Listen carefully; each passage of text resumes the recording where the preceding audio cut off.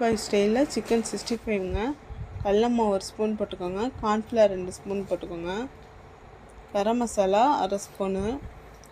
உப்பு வந்து 1/2 ஸ்பூன் அளவுக்கு போட்டுக்கோங்க. மஞ்சள்தூள் 1/4 ஸ்பூன்.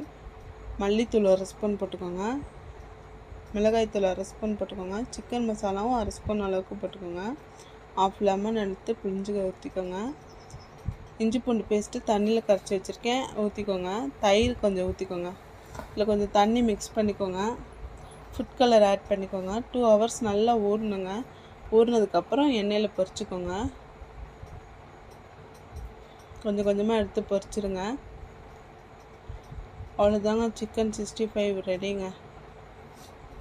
குழந்தைங்க பெரியவங்க எல்லாத்துக்கும் கொடுங்க.